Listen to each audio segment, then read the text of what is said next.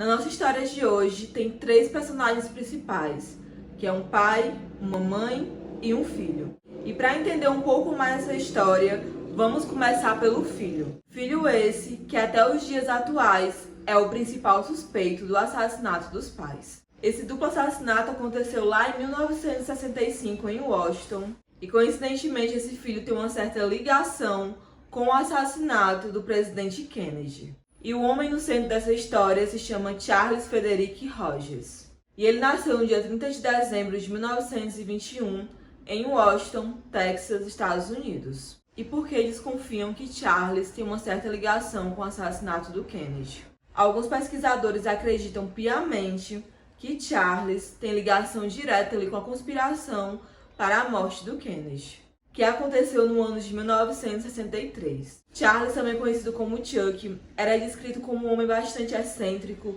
inteligente, falava vários idiomas. Ele também tinha um talento muito único para encontrar gás, petróleo, e ele tinha uma súbita paixão por radioamadores. Além disso, Roger era sismólogo, piloto, bacharel em física nuclear pela Universidade de Washington. Enfim, ele era um homem cheio de qualidades e aparentemente inteligentíssimo. Além do período da Segunda Guerra Mundial, Roger teve um papel bastante significativo. Ele serviu no escritório de inteligência naval. Após o fim da guerra, ele passou 9 anos servindo na Shell Oil como sismólogo, isso antes de deixar seu emprego sem nenhuma explicação em 1957.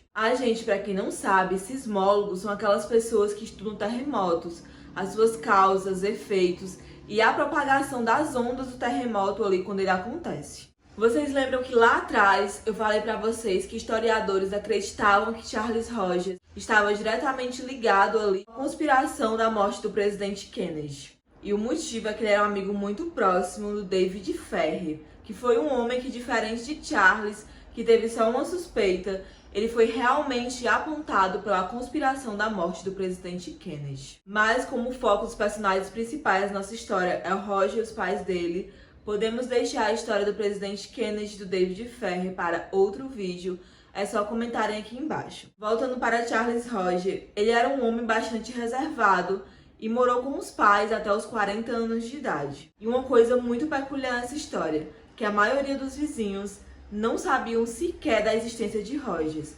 Tudo porque ele saía muito cedo de casa e chegava muito tarde. E os relatos que se tem é que a infância de Rogers foi um tanto quanto conturbada.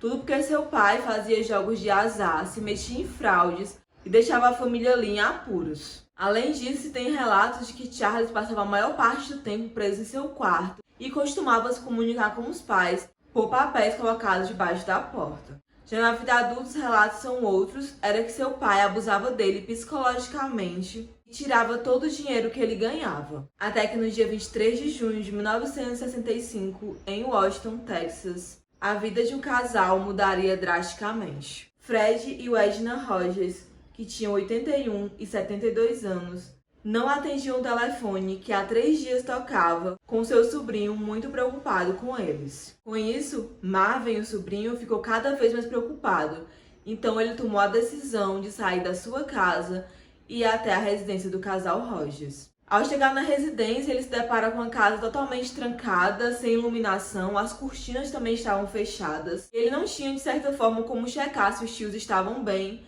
então ele achou por bem ligar assim para a polícia. Logo quando os policiais chegaram ali na rua, Marvin encaminhou eles e mostrou onde era a residência.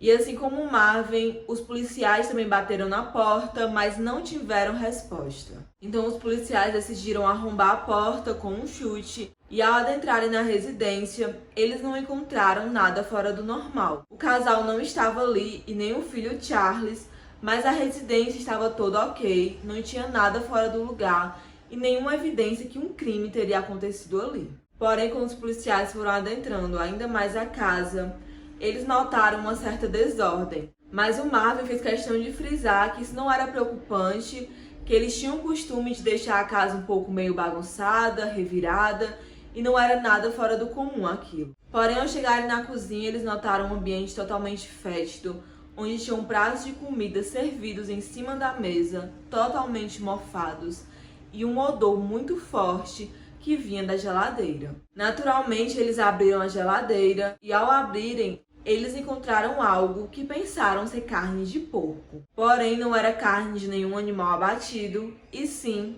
a carne de Fred e de Edna, totalmente bem cortadas e empilhadas em fileiras. Porém, o mais bizarro é que o oficial que abriu a geladeira, ele não se deu conta logo de cara que se tratava de carne humana. Ele só veio perceber depois que ele fechou a geladeira, olhou para o lado onde tinha uma lixeira e encontrou a cabeça de Fred e de Edna decepadas.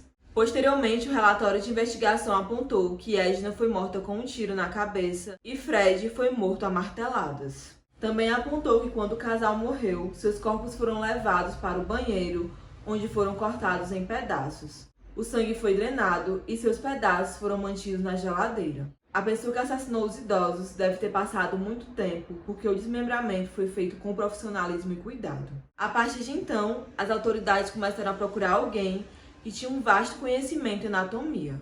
Porém, nesse meio tempo, a polícia já suspeitava de Charles e uma caçada nacional começou em busca dele. Porém, nesse meio tempo, a polícia já suspeitava de Charles, tendo em vista que ele não voltou para casa, ele simplesmente evaporou, sumiu e não deu mais nenhuma notícia. Então, assim, uma caçada nacional se iniciou por ele. E vocês lembram que lá atrás eu disse que a maioria dos vizinhos nem sabiam da existência de Charles? Então, quando o crime aconteceu, os vizinhos não conseguiam se decidir se eles ficavam mais chocados por algo tão brutal que aconteceu com aquele casal, ou pelo fato deles terem um filho já com mais de 40 anos e eles nem saberem da existência dele. Apesar de muitos esforços, Charles não foi encontrado e as suspeitas que se tem sobre ele é que ele tenha fugido para a América do Sul. A sua declaração como morto saiu oficialmente em 1975, onde as autoridades realmente se conformaram que não achariam ele e que a essa altura ele realmente poderia estar morto. A casa onde ocorreu os assassinatos, localizada na Disco 7 1815, permaneceu vazia e não foi vendida até ser demolida em 1972. Após a demolição, o terreno ficou ali vazio até o ano 2000 e depois disso foi construído condomínios ali naquele local. Isso é tudo, pessoal. Espero que vocês tenham gostado. Conta pra mim se já conhecia esse caso. Não esquece de deixar o like, compartilhar, comentar. É muito importante pro YouTube entender que tu tá assistindo o vídeo, tá gostando. E até o próximo vídeo. Tchau!